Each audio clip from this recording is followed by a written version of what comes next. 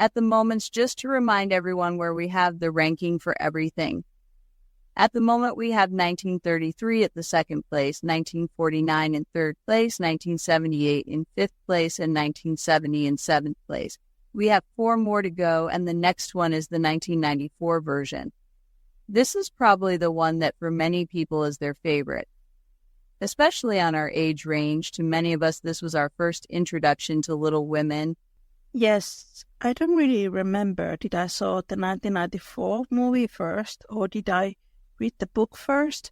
I do remember that Little Woman was one of the first books I ever read. I was 8 or 9, and I did watch the movie around the same time. You read a little bit sooner than I did. It wasn't even the full version. Do you know the Great Illustrated Classics Company? They do abridged versions of stories with some illustrations in them. That was my introduction to Little Women, and it wasn't until a little bit later that I thought, I would actually like to read the full version. I think that was around the same time I had watched the 1994 version. I think the 1933 film was the first one I saw. I have this vague memory that I saw the Under the Umbrella scene from the 1933 movie as a child. I don't remember the movie. I only remember the end scene. I don't know if I even recognized that it was Little Woman, but I knew that scene because it is so iconic in the 1994 film. The 1994 version is the first official copy of Little Women I've ever gotten. I was born in 1994. Obviously, I didn't see it right when it came out, but I remember my mom having me watch it. I don't remember if I got it as a gift or did I found it from a store. I am going to spend my allowance money on this version, and I got it. This one is very dear to me. As far as I know, I think this is the first Little Women adaptation that had a female director. Yes, Gillian Armstrong. Yes, and produced by Denise DiNavi. Robin Zwicker did the screenwriting. This is a pretty strong female production. Some people want to say, wasn't it 2019? That was all female. No, this is the first. Yes, one of our friends said that this movie and the 2017 series and the 2018 movie, they were all written, directed, and produced by a woman. So when the 2019 film movie was promoted, quote, "This is made by woman for the first time," Greta Gerwig and everyone in the 2019 film, they all lied. Yes, I remember seeing, I think it was a special feature on the DV commentary of the 94 version where I can't remember who said, it was either Gillian Armstrong or Denise DiNavi who said that, promoters were worried that boys wouldn't get into it. But no, this is a story that everybody is going to like. It is a family story just because there is mostly girls in it. It doesn't matter. I like that when they went through the project, it wasn't like this is a girls' movie. It was more family movie because it really was. It is a family, not just the family of the Marches, but the extended family with the Lawrences and then Aunt March and Friedrich and all that. I like that they looked at it more from that perspective rather than women's film. Only women enjoy this, which is what I feel like some certain films try to push. I don't remember what movie she was trying to promote. I think it was Snow White and the Huntsman. I just remember Kristen Stewart in it saying it is also an action movie and guys are going to like it. Generally, I don't like making movies chick flicky or guy flicky thing. I liked that they approached the 1994 one with family. I remember I read the 2019 film guide and there was a section by whoever wrote that book. They made fun of all the previous Little Women adaptations. And I was like, you have all these elements in this movie that were taken from these previous adaptations. So why do you make fun of them? To me, that feels very non-ethical and very anti-feminist. I think it tells something very sinister about our current times, how certain films are promoted this way, and how certain filmmakers claim to be feminist, but then they steal stuff from other women and say that that was their invention. Maybe we can try to change that. I remember I was watching a commentary of the 1994 film with Gillian Armstrong on the DVD. I think she said that they struggled to get producers for the movie and to get funding because it was considered by the producers to be a chick flick. And they showed the scene where Beth passed away to all these big Hollywood producers. These were all middle-aged men, and they came out weeping and crying after that screening. I think it tells something about the power of this movie, especially Clare Danes as Beth. I love that story. This one has a really amazing cast. This is the first Little Women adaptation that has two Amy's, and both of them are pretty star-casted. You have Kirsten Dunst and Samantha Mattis. Everybody were really hitters of their time. Some of them have fallen off through the years, like Trini Alvarado, but overall, they're really big stars, and I think they are great for their parts. This one has one of my favorite Marmies. In general, I have always liked Susan Sarandon. She managed to have that very mature and very wise feeling of Marmee without it feeling very ridiculously overbearing or overly nice, so that it doesn't feel real. You don't go like, there is no way there is a mother in the world who acted like that. Yeah, this feels very true. This feels like a mother. One of my favorite moments is when Jo is ranting about not going to Europe and feeling angry about being her, and Marmee's sitting there doing the laundry, and she is like, just Rancho, you deserve to rant. Clare Danes is definitely one of my favorite Beths. Another great mommy scene is when there is the moment after Amy has been hit by her teacher, and Jo is like, I want to beat that teacher. I want to give him a lesson. Mommy is very angry. She's not bashing like Jo, but you can see that she's very angry. Violence is not the answer. I will write him a letter. Amy is out of the school. You can still see that Mommy is very angry, but she controls her temper. That is another reason why they managed to do well portraying Marmee being a human. She is not this perfect angel of a mother who doesn't feel anger. You see her roaming in the kitchen, living room, wherever she is at. You can see her feeling. She is trying to control herself. She doesn't cuddle Amy in that scene either, when Amy is like, my poor limes. I'm not sorry you lost them. She is not mean to her, but she is like, Amy, you didn't do this. You will be more practical. She is kind, but stern. Marmee has to be practical, especially at that point.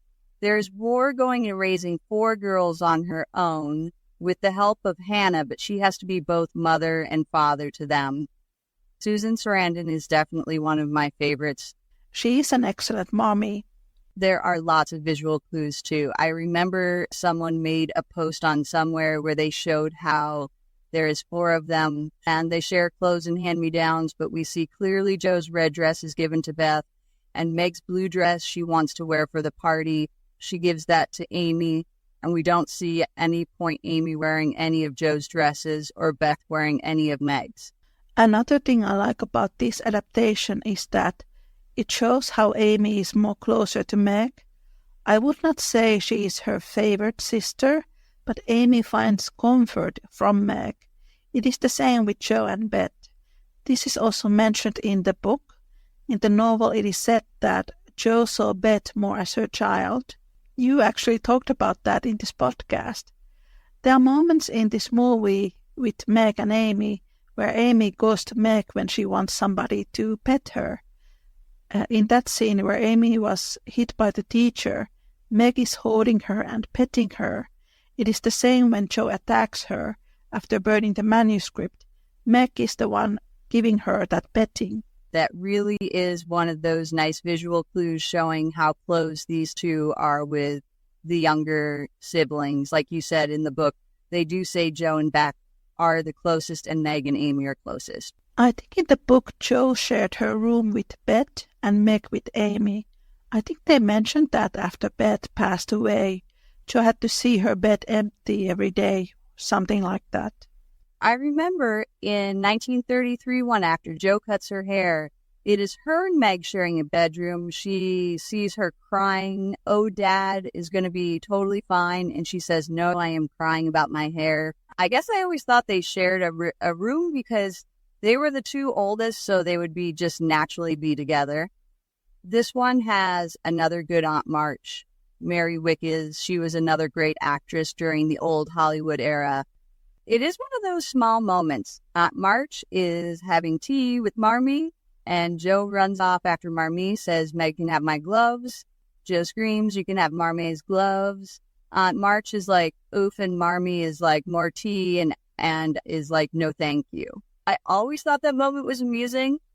Mary Wickes, she is a phenomenal actress. If I remember correctly, that moment was improvised by Susan Sarandon. It was not in script. I did like her.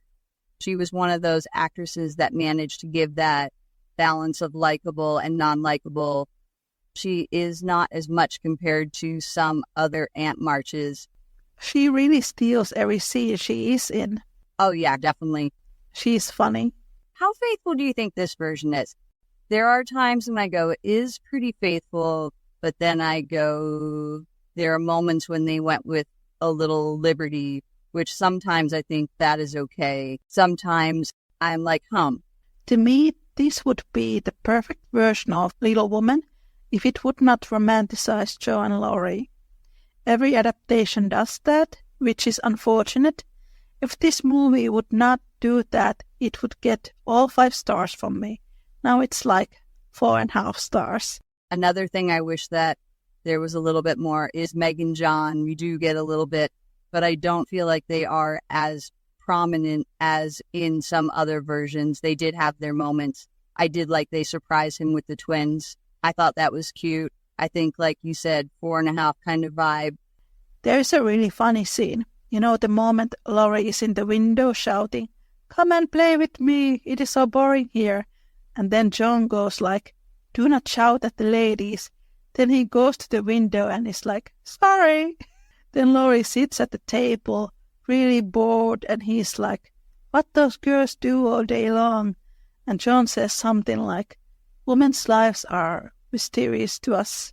That is a really funny scene. John, he has like a magnifying glass in his hands and he's playing with it. And I'm like, maybe John is bored too, teaching this little guy.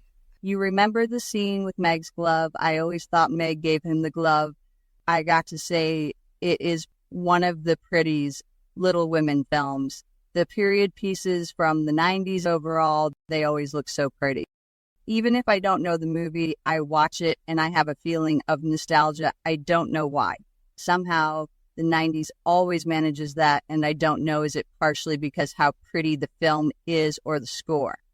I want to mention the score of this because this one has the most beautiful score. I actually have the soundtrack on my computer because I just love it, especially the back song, Casting Away, because it is so emotional and it makes you feel something. Aesthetically, this film is so nice. Every frame of it could be a painting. I think in the 90s they did try to make very authentic versions when they made period dramas. Now it is postmodernism, where they make fun of the original stories. It is more angsty and nihilistic. For example, the latest Persuasion. In the 90s they were more loyal to the original material. That is one of the reasons why I enjoy 90s period dramas. They did their research. I know that when they did this movie, they literally went to Victorian houses, went through old trunks. They went to museums to find original, authentic dresses and stuff like that. This is why DVDs will never fade out, for me at least. I am a total nerd for special features. I will watch all of it. There is a special feature that talks about the costumes, and I love it. I forget her name. She talked about the fabric. This fabric in this period was the most affordable one. I went with this dress. It may not be the most fashionable, but it is most mature for Jo. That was the opera dress that Jo wears. That is a big step for her because she wants to be less tomboyish and be more womanly. I really like the costumes. The costume designer really knew her stuff and did her research, and she knew that time period, how to translate the characters' story arcs through their looks. What do we think about Trini Alvarado as Meg? I like her. I haven't seen many films of her. I think the actress is from Puerto Rico. I read this quote from her where she said that she was happily surprised that she was casted as Meg because she is a Latino. Let me see. I check. Yes, she was born in New York. Her mother is Puerto Rican flamenco dancer and her father was Spanish born. I figured from the name that she might have some roots there, but I didn't know she is fully Latina. We don't see too much of Meg's story in the movie. I did feel we did get that progression of teenage Meg, who is really dreamy and hopeful and wants riches and wealthy things and wanting to fit into the society, to being more like, no, maybe Brooke is poor, but he loves me. I like that scene at Christmas. It is her, Marmee, and Jo butting heads. Jo is like, you are going to marry that guy. And she is like, I like him. I love him. He is a good man. I don't care that he is poor. You can really tell Meg is not over with her feelings. It is clear she does. She may not tell the people how much she really loves him. But then we get the scene later when Mr. March comes home and we see her and John pretty much making out. I think it worked to show how much earlier she was like, oh, I do like John. He proposed in a letter and Jo is making a face. He proposed you that way. But then her feelings come out more.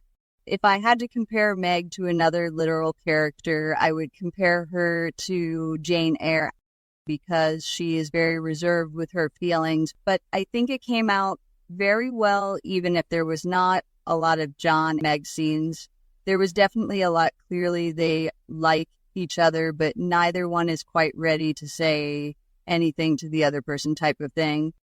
I don't know how old Eric Stoltz was when he played John. You do get the sense that there is a bit of an age difference between the two actors. I think he is maybe in his late 20s, early 30s. Not quite as a big age difference as obviously between Jo and Friedrich. I do feel like he was a little bit older. Let me see. He is 5 to 6 years older. That is not so much.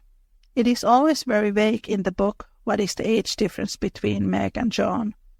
I am always curious to know what people think is a huge age gap. We were talking with my grandfather, and I have a great uncle who married a woman who was 6 years older, and my mom was like, that is a huge gap. And I'm like, is it? Because I always felt like it is either between 0 years to 5 years. That is your average couple. They are either the same age or somewhat 5 years older. I feel like that is generally the average to a person in a relationship. I don't feel like it is not until when you get into like 8 to 10 where you can go, that is a vague age gap. I am always curious to know. I feel like everybody feels differently. What do you think? Everybody is different. My grandmother and my grandfather had 12-year age gap. And I always got these Jo March vibes from my granny because my grandfather proposed my granny when she was fixing the roof. That sounds romantic if she was just like hammering away. And he is like, wow, you are really good with the hammer. Would you like to marry me? And she's like, what? There is my Jo and Friedrich archetype couple, my grandparents. Woman fixing the roof. That is something that Jo would totally do. Jo would shovel the snow, she would fix the roof. Friedrich would be like, wow, you are a strong, independent woman. Marry me, please. My grandparents were together for 40 years. Then grandfather passed. Granny never remarried. My grandmother was also very religious. My grandparents from my mom's side, they had a 20-year age gap and they were married until the day he passed away. Every time when I said that when I was younger, people were like, was he rich? Oh, God, no. He worked in the movie theater. That is how they met. He worked with projector, and she was the usher. Oh, I love that. So romantic. I don't know if that is the official story. She is now passed for a good 20 years, so I never got the chance to ask, but I presume that is how they met. We have pictures of him working at the movie projector. She was like, oh yeah, when I was younger, I was a movie usher. 20 years age difference. Another similarity between my grandmother and Jo. My grandmother wanted to become a teacher. She really wanted to get higher education. After the Civil War, Finland was a poor country.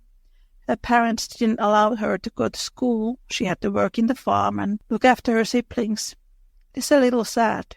When you said that, it brought me back to the movie. I think this is the first adaptation with not only Jo getting Plumfield, but also making a clear choice to say, I want to make it a school. In 78, Jo still has personal life in the end. In 70, I can't remember. I think it ends when Friedrich proposes. This is the first time we actually see Jo making that plan and telling Friedrich, I want you to be with me, not only as a teacher, but as my husband. That is something that was different about this adaptation. It makes me really frustrated because now you get people saying, oh, Jo was forced to start a school because Greta Gerwig lied to people about it. There's a quote in Louisa May Alcott's diary where she was in her 20s and she literally writes that in the future, when she has more money, she would like to start a school. She is not the only one. When I was younger, before I decided I want to do more writing, I did think about being a teacher. The thing about teachers and writers, somehow they are connected. They have some knowledge they want to pass on. I want to talk about this film's take on Laurie/Amy relationship. This one, I think, feels in some ways incompetent. The problem I have with this one, and I think partially too, is mainly because people who watch it will get it this way. I have seen people sit there and go, how could Jo turn down Christian Bale? And I am like, you are just looking at it through Christian Bale as Laurie, but I thought he was a little subdued here as well. He wasn't as angry in the proposal as I would have liked him to be, and he was definitely very creepy. I just get so annoyed when everyone ignores the fact that in the proposal scene, he just outright puts his finger to Jo's lips to make her stop talking and mutes her with force. And then they still go like, why did she turn down Laurie? And I'm like, he is not listening to her. He keeps inserting himself, which in a way, that is the way he is supposed to be. We are supposed to see that he is not a very good match to Jo. I am hitting this with Amy's and Laurie's relationship here because we have these nice moments when Laurie takes Amy to Aunt March, and they have this really nice little moment where he is being very kind to her. I will take you riding. I will take you wherever you want, France and Paris. It is a cute little moment where Amy is like, I don't want to die because there are so many things I want to do. I want to be kissed. Laurie says, I will kiss you before you died. That was great. And the other moment that was great is when Beth passes and he comes to her. He reads the letter and he immediately thinks, I got to go to Amy. The hinge for me is the one scene in between that where they are hiding under the tree from the rain. I think this is where people get confused and have that feeling, oh, he is just marrying Amy to be part of the family. Because Amy does say something like, I don't want to be loved for my family. And she says, how do you explain your jealousy? Jo has met this professor. He is like, I envy Jo's happiness and I envy Meg's happiness. If Beth's had a lover, I would envy him too, because I know I am supposed to be part of the March family. Everything else around it, when they meet in Europe, I like that moment. It shows their maturity levels at that moment. But just that scene, I wished it was rewritten to be a bit better because I don't like how it was presented. I think that is why people have that feeling, oh, Laurie just married Amy to be part of the March family, because that is a huge moment between the two of them, which essentially say what his intention is. I don't like that. Did you happen to listen to the episodes I did with Melody Ellison about the red flags in Laurie's proposal? I haven't listened to all of it yet, but some of that I have heard. We were talking in that episode if in this movie Laurie really wants to marry the family or Amy. I think it is confusing to people when they watch the movie, but it is somewhat close to the book. In the chapter when Laurie falls in love with Amy, he is in Austria. He is in Vienna composing an opera. First he is like, I will write an opera that is going to melt Jo's heart. But when he is composing, the leading lady in his opera becomes more and more like Amy. When I read the book, to me that always was a clear sign that his feelings were moving towards Amy. Then he proposes Jo again. This is not in any adaptations. When Jo says no again, he doesn't feel bad about it. He does not sulk. He is relieved. The love he had for Jo was the love he had for the family. And the love he has for Amy is actual love for Amy. It is a very gradual process in the book, and I don't think any adaptation has managed to capture that. I think it is difficult to show that in a movie. Laurie grows from a very immature young man to this mature person. It happens when he moves on from Jo to Amy, and it kind of parallels Jo because she moves on from Laurie to Friedrich. They don't show Laurie's immaturity and how he grows out of that, so we don't see that in any adaptations. We do get a moment later when he writes a letter. He says, "It is you I want, not your family," which sort of corrected it. It is one of those things where I think about audiences' selective memory. They keep focusing on that one. They want Jo to end up with Laurie. He just wants to marry Amy for the family, and even in that moment, he is holding a flask.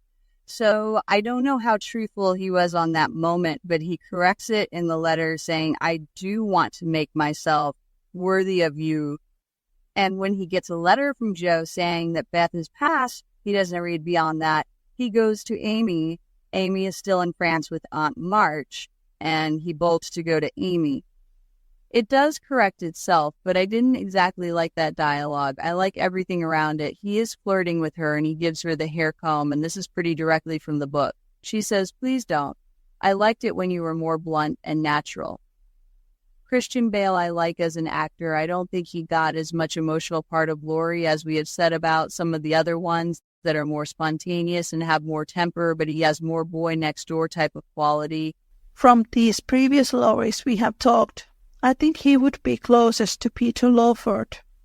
He gets a point because he doesn't stare at Jo as Longlauffer did.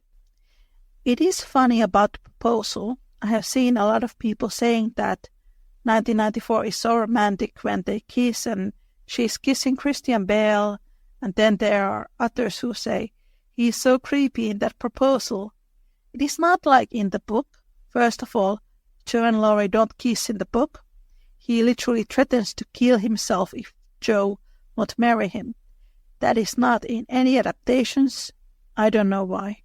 In the book, he says, "I will hang myself if you marry someone else." At least to me as a reader, it is always an uncomfortable scene. Jo is literally afraid that he is going to hurt himself. One of my friends said that Laurie should actually go to therapy. I think if we could see more of that in the films, people would not ship them. And I am still waiting. I think this adaptation did a pretty good job showing the men's feelings too. Then we can go in talking about Friedrich. I think they did a pretty good job with him. I'm just going to say, Gabriel Byrne is definitely one of the most sexier Friedrichs. He is not typically handsome compared to like Christian Bale or Rossano Brazzi or Louis Garrel and Ian Bohan. But you still look at him and go, you are very attractive. And his demeanor is so wonderfully calm and generous and gentlemanly. We have to talk about it because it is one of the best scenes in this movie, especially if you are a Jo and Friedrich shipper, the opera scene. You know, one of my friends said this. This was a couple of years ago, and I had just started this podcast. She was like, Gabriel Byrne is an excellent Friedrich Bear because he is handsome but not handsome. And I was like, there never was a time in my life when I did not think that Gabriel Byrne was not handsome. One of the reasons why I watched this film nonstop in my teens was because I was obsessed with Gabriel Byrne. I have seen pretty much every movie and TV show he has been in. I think we all have had those moments. I don't think I have ever got over this. I will tell you a secret. I found the email of Winona Ryder's agent, and I sent them an email. I said that I have a podcast about Little Women.